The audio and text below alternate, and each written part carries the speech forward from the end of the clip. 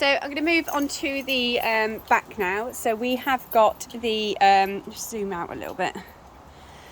We have got the longissimus dorsi, and we have got the shelf. So we've got the dorsal spinal processes here, and then she is quite overweight, so it's quite difficult to feel it sometimes. But the shelf of the rib cage. So with the pads of my 3 fingers, I am just going to very lightly and gently, not crossing over any of those 2, just do a zigzag.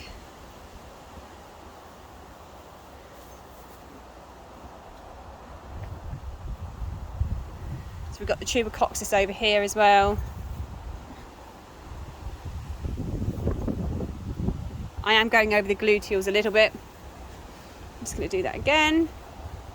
So I am in effect, but I'm not doing it too deeply, but I am in effect just seeing if we've got any lumps, I suppose, really. And there is one just over there.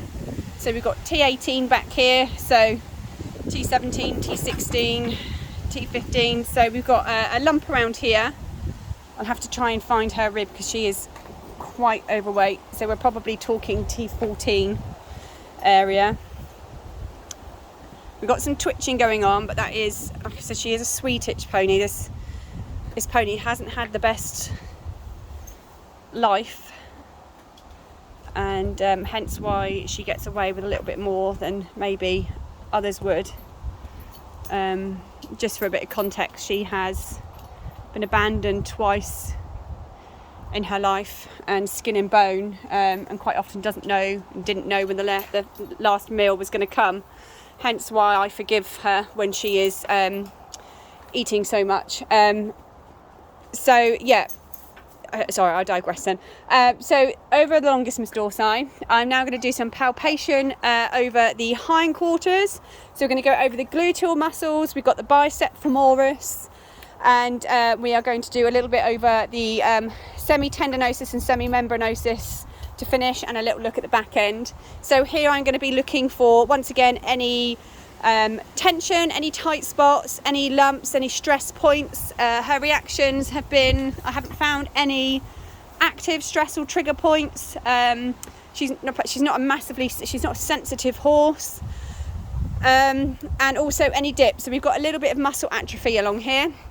So anyway, so I'm going to start once again, continuing with the zigzag, not crossing over that line. I'm just going to go down a little bit further. So we've got a couple of dips along this area here, no lumps or bumps. And we're going to go a little bit further down this time, nearer to the tubercoccyx. I'm going across the bicep femoris. Got a little lump there that I've just spotted, but no pain release from her. She's resting the other leg, but she isn't, she hasn't moved it. So I'm just going to go one further down. Wind is picking up here. Tight here. There's a tight spot there. All of a sudden goes hard. Good girl. There we go. So we've identified a few areas. So we've got a little bit of muscle dipping and atrophy there. We've got a lump here, and we have also got some muscle tightness. So the gluteals and the bicep femoris is an area to work on.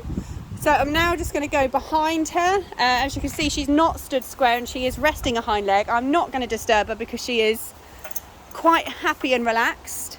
I'm also not doing the dynamic and static assessment, so because that has been previously completed, so I'm quite happy that she is relaxed. I'm talking to her now.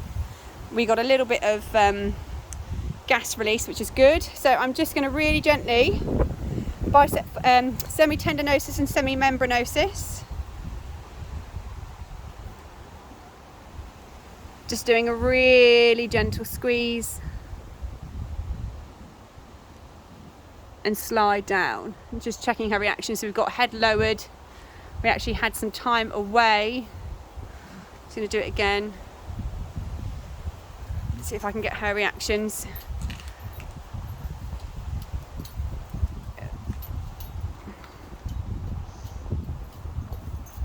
There we go. So that is the palpation over the back and the hindquarters, and then having a look at the hamstring area.